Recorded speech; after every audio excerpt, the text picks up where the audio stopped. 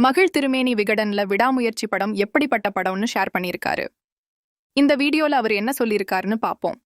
ஒரு ஆக்ஷன் இயக்குனராகத்தான் நான் பார்க்கப்படுகிறேன். அப்படி ஒரு சூழலில் விடாமுயற்சி கதைக்கு என்னை ஏன் அஜித் சார் தேர்ந்தெடுத்தார் என்ற கேள்வி எனக்குள் இருந்தது.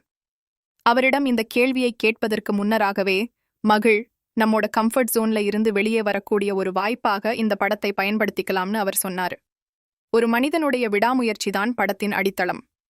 ஒரு சாதாரண மனிதன் தன்னையும் தன்னுடைய சின்ன உலகையும் காப்பாற்றிக் கொள்வதற்காக செய்கிற ஒரு பிரம்ம பிரயத்தனம்தான் இந்த படத்தின் ஒன்லைன்னு சொல்லிடலாம்.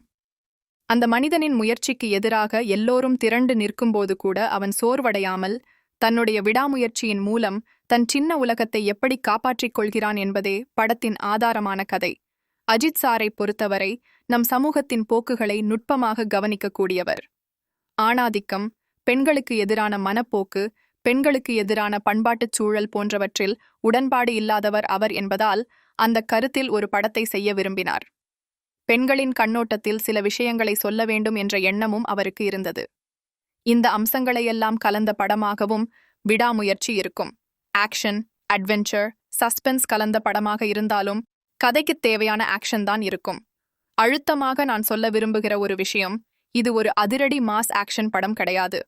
இதுல காதல் காட்சிகளுக்கான இடம் ரொம்பவே சின்னதாக இருந்தாலும் அதை முழுமையா பயன்படுத்தியிருக்கோம். துள்ளலான, துருதுருப்பான, அழகான அஜித் சாரை இதுல நீங்கள் பார்க்கலாம். அட்வென்ச்சர் தாண்டி உறவுகள், உறவுச் சிக்கல்களின் கண்ணோட்டமும் கலந்திருக்கிறது. எல்லோரும் பார்த்து ரசிக்கக்கூடிய படமாக இருந்தாலும் கூட குறிப்பாக பெண்களுக்கான படமாகவும் எடுத்துக்கொள்ளலாம். இன்னும் சொல்லவென்றால் இது வழக்கமான ஃபார்முலாக்குள் அடங்கிய படமாக இருக்காது. இப்படியான படங்கள் ஆராதிக்கப்பட்டால் ஒரு ஆரோக்கியமான பாதைக்கு வழிவகுக்கும்னு நம்புறேன்னு மகிழ் சொல்லியிருக்காரு.